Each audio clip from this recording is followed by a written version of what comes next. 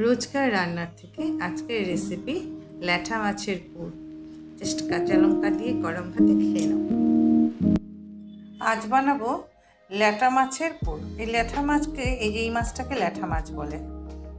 আমি এর জন্য একটা রেখেছি আস্ত, তো এই মাছগুলিকে ল্যাঠা মাছ বলে। তো এই ল্যাঠা মাছ লাগবে, চাল ভিজিয়ে রেখেছি পিটুলির জন্য, কাঁচা লঙ্কা, রসুন, পোস্ত আর শস্য।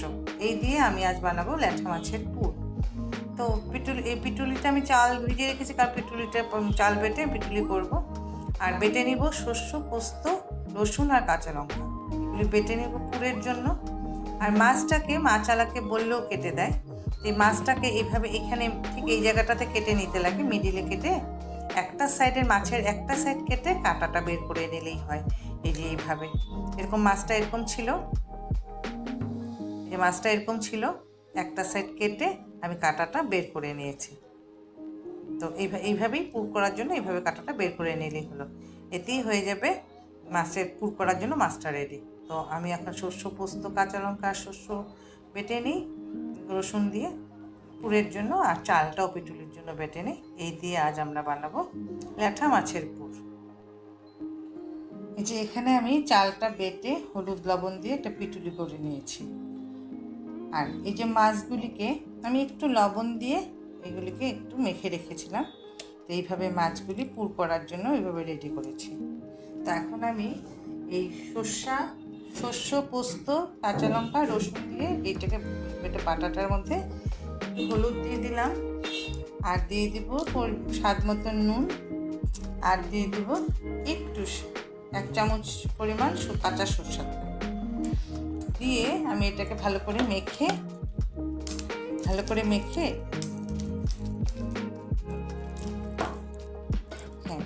এইভাবে লবণ আর হলুদটা ভালো করে, সরষের তেলটা ভালো করে মেখে মাছের এই পিঠটাতে, মাছের উল্টা পিঠটাতে আমি এই যে সরষেটা এইভাবে ভরে দিব। ভরে এইটাকে এই সাইডে এরকম বন্ধ, এই সাইডে এটা বন্ধ করে দিলেই হয়ে গেল আমাদের পুর ভরা। আমি আরেকটা করে দেখাই যে এটাকে উল্টা করে দিতে হয়, মাছটাকে উল্টা করে দিয়ে এখানে আমি এইভাবে সর্ষেটা ভরে দিব। শস্য, পোস্ত, কাঁচা লঙ্কা আর রসুন দিয়ে বেটেছি, এই বাটাটা আমি ভিতরে দিয়ে দিলাম, দিয়ে এইভাবে মাছটাকে বন্ধ করে দিলাম। দিয়ে এখন আমি পিটুলি দিয়ে তেলে ভাজবো। যে আমি কড়াইটা গরম হয়ে গেছে, আমি তেলও দিয়ে দিয়েছি।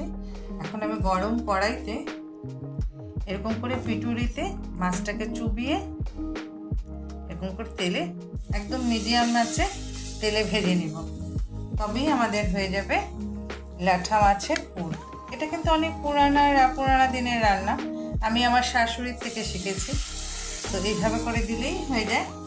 খেতে কিন্তু খুব ভাল লাগে, গরম ভাতে একদম খুব ভাল লাগে এই মাছের পুর, ল্যাঠা মাছের পুর। এই পুরোনো দিনের রান্নাগুলি আজকাল আমরা করি না বেশি, কারণ অনেক ঝামেলা। কিন্তু আজকাল আর ঝামেলা নাই, মাছালাকে বললে মাছটা এইভাবে কেটে দিতে, তো কেটে দেয়। তো আমি এইভাবে এখন মিডিয়াম আছে 2 পিঠ ভেজে নিই। এই যে আমাদের পুরগুলি ভাজা হয়ে গেল, 2 পিঠ, দুই সাইডই ভাজা হয়ে গেছে। এখন আমি নামিয়ে নেব। ল্যাঠা মাছের পুরটা কমপ্লিট, এখন আমি নামিয়ে দিই একটা একটা করে।